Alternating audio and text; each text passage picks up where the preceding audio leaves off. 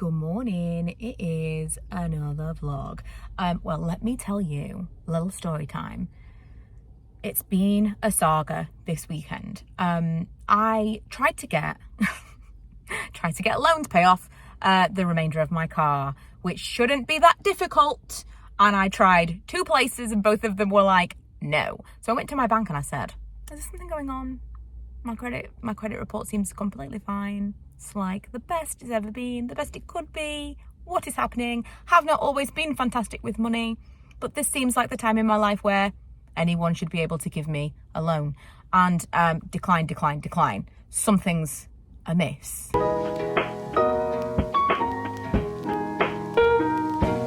My bank told me, we can't tell you why we won't give you a loan. All we can tell you is we use these credit reference agencies. I pay because I've had some issues in the past with identity theft. There's a clue. I pay for all of the services so that I can check them frequently to make sure there's nothing weird happening, and I get notifications. If ever I apply for anything, someone calls me and says, is this definitely you? It's a whole thing. So I looked on everything and I'm like, I don't understand. There's nothing there. And then they said they used this other random credit search that I've never heard of before. I looked on there and I have been defaulting on something with a debt collector for 6 years. £288 I owe to this debt collector because I never paid my Gratin catalogue that I did not take out at an address that was not mine. How annoying. So anyway, I've spent an hour this morning on the phone to this company. Funnily enough, they already had 3 accounts that had to be closed back in like 2015, 2016 because of the same issue. It was just one address as well. Many times I thought about visiting this address. One address that was using all of my details. And I remember talking about it at the time and people were like, is there not something you can do? The baffling part of it, because I spoke to like multiple agencies and like Action Fraud and all this stuff, registered with CFS.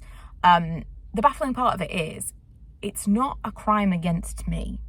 Nobody has done anything to me. They have defrauded these companies by pretending to be me, but nobody's done anything to me. It doesn't feel that way, but legally that's how it is. Anyway, it's being investigated. Great. So I'm now going back and being like, when we got our mortgage, we should have been able to get the best rate. And the guy, our mortgage broker that was dealing with at the time was like, well, you know, the criteria is really strict at the moment and we didn't get the best rate for our mortgage. And we were like, COVID, you know, stuff is different. And now I know why. It wasn't showing up on anything else, but it was definitely showing up for them because they are telling me that they use this agency and there's this thing that's been there for all these years that I didn't even know about. So that's today's drama. Anyway, I'm going into Meadowhall now to film a Primark haul. Look at these fabulous next trousers.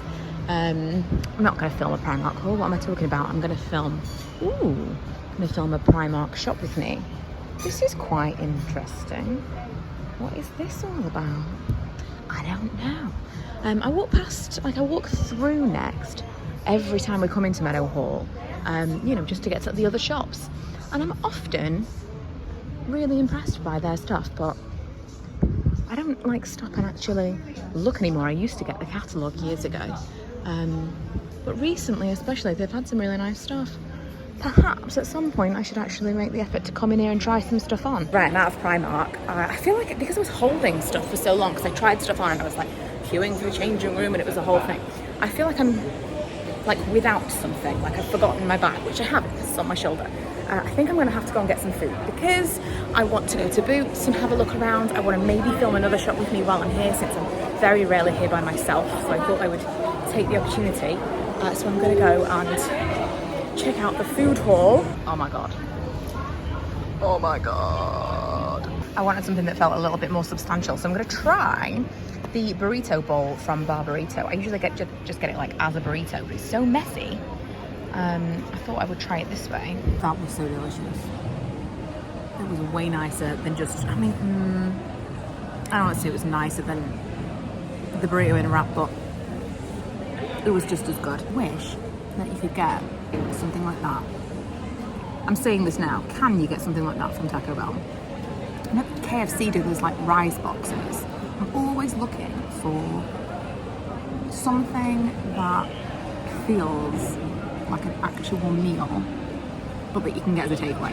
Like not burgers and all that stuff, but like something that feels like a dinner. Do you know what I mean? And that was that. Lee happens to be on a course today right by Meadowhall, so I'm gonna go and meet him at Costa. Little coffee break and I'm home.